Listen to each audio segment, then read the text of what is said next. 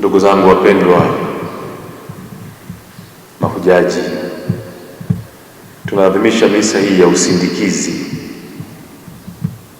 kwa ajili yenu mahujaji ambao mnasafiri leo, kama sio leo ni kesho, na kama sio kesho basi walau muda, kipindi au wakati wa hivi karibuni.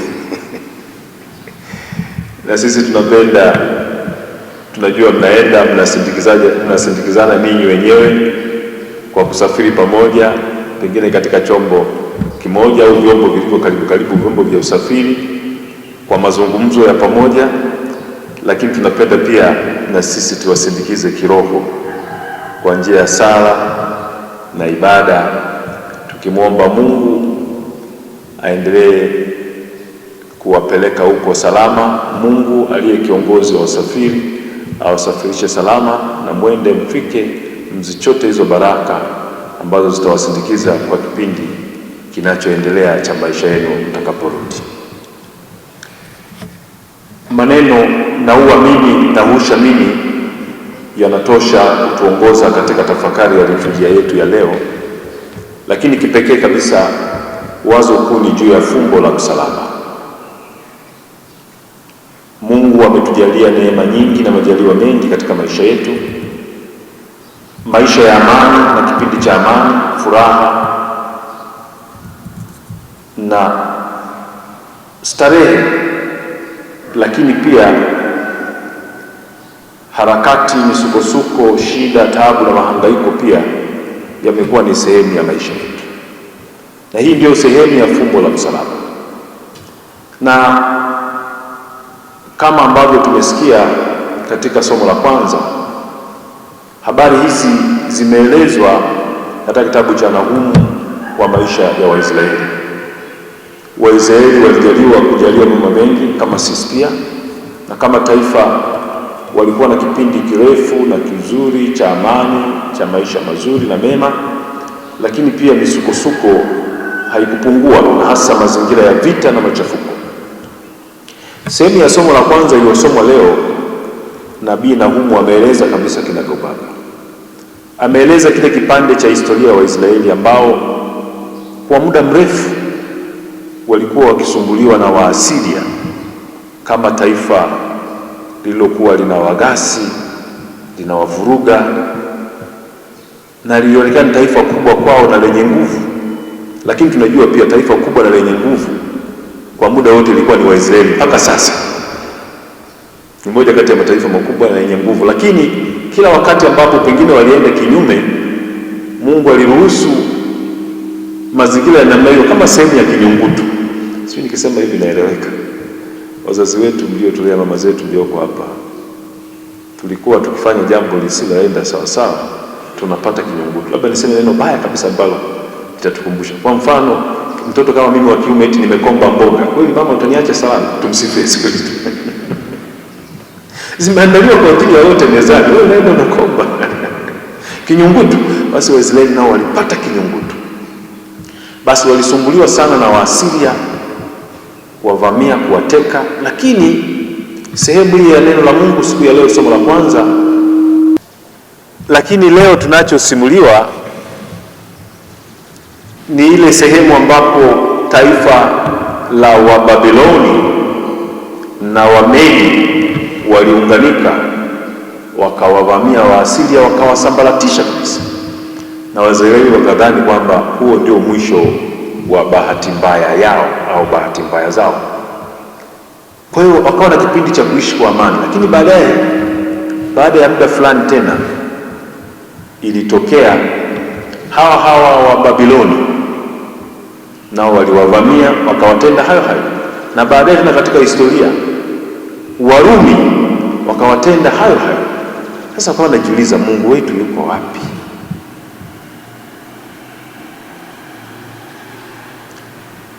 Ndio maana katika haya yote ambayo yamewapata, unaona ukamilifu wa neno la Mungu ni katika injili ya leo. Yesu anasema yoyote asiyeweza kuchukua msalaba wake na kunifuata, huyo hanistahili. Kwamba itakufaa nini hata ukiupata ulimwengu wote halafu ukaipoteza nafsi yako? Mwisho wa yote ndio hayo maneno, naua mimi na huisha mimi, kama ishara kwamba mambo yote yako mikononi mwa Mungu. Ila haina maana kwamba tukivamiwa, tukikumbwa na misukosuko, tusijitetee kwa dhati kwa kutumia nyenzo tulizonazo, vile vile kwa sala tujitetee, ili tuyakabidhi hayo yote kwa Mungu. Tusikae hivi vitu kusema basi Mungu yupo anaokoa. Tufanye yale yanayowezekana, lakini tukiona hayaji kwa kadiri tulivyotarajia, tujue huenda mapenzi ya Mungu au Mungu ameandaa utaratibu mwingine, ana namna nyingine ya kulishughulikia hilo lililoko mbele yetu. Na hili nalisema katika mazingira yetu sisi mahujaji. Najua kila mmoja anakwenda kule akiwa na nia zake binafsi. Baadhi yetu na sehemu kubwa, mimi natumaini sehemu kubwa ni kwa sababu ya moyo wa uchaji tulionao. Tunajua tunaenda eneo la hija kueleza shida zetu, kumwomba Mungu katika yale tunayohitaji, kumsifu, kumtukuza na kuendelea kujikabidhi kwake, lakini vile vile kuomba kama yapo yanayotusumbua Mungu, Mwenyezi Mungu ambaye ni sehemu ya msalaba, ikimpendeza isiendelee kuwa sehemu ya msalaba, aweze kutuondoa katika misukosuko hiyo. Lakini vile vile kama ikionekana si mpango wake kutuondoa katika mazingira hayo, basi awe Simoni wa Kirene wetu, na kama kuwa sio Simoni wa Kirene wetu, basi afanye kila anachoona yeye ni mapenzi yake. Nadhani hayo ni kati ya mambo ambayo yanaweza kuwa yanatawala na yanaongoza mioyo yetu. Kila mmoja najua ana nia yake, lakini twende huko tukiongozwa na imani na matumaini na mapendo. Kwa nini na imani?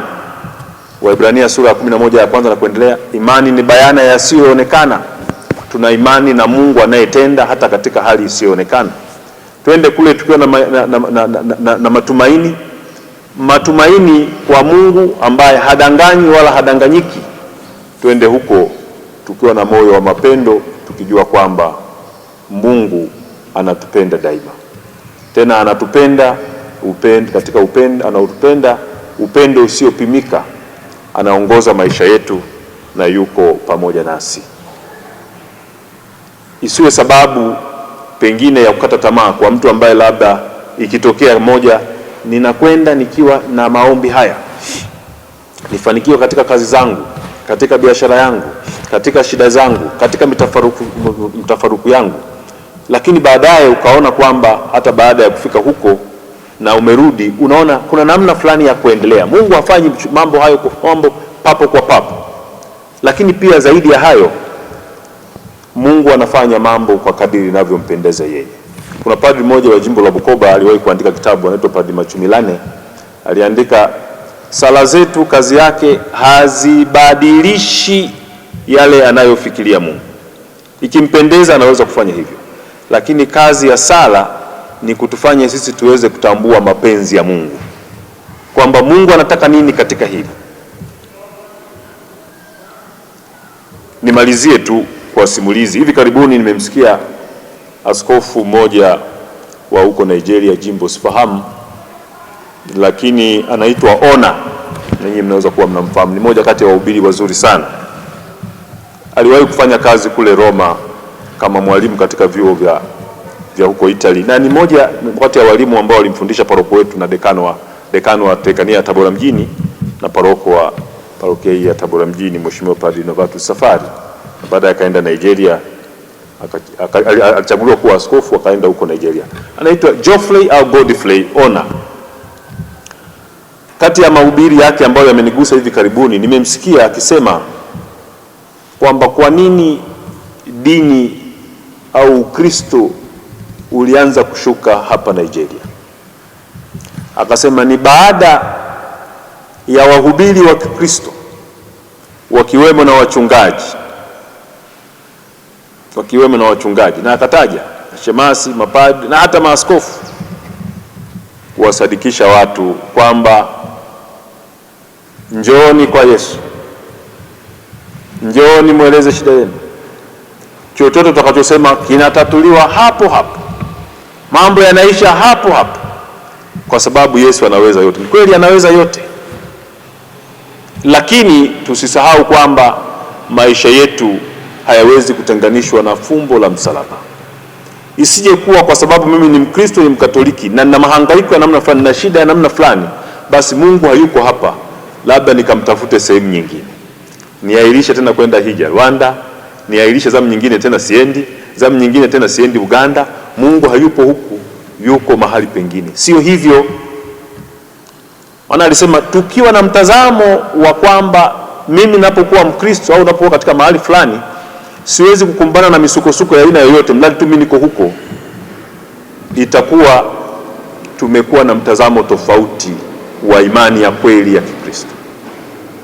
Hicho ndicho alichokisema, na akasema tukibaki hivyo maana yake, na sasa anatoa mfano katika mazingira ya Nigeria. Anasema tuliendelea kuhubiri hivyo tukajikuta tumebaki si na Wakristo wanaokuja kusali, ila na watu ambao si Wakristo wanaokuja kusali. Ninayasema haya ikiwa ni sehemu ya kuendelea kuimarishana, lakini kuwatakia matashi mema na kuomba Mwenyezi Mungu azidi kuwa pamoja nanyi katika yale yaliyo matarajio yenu, yaliyo matumaini yenu.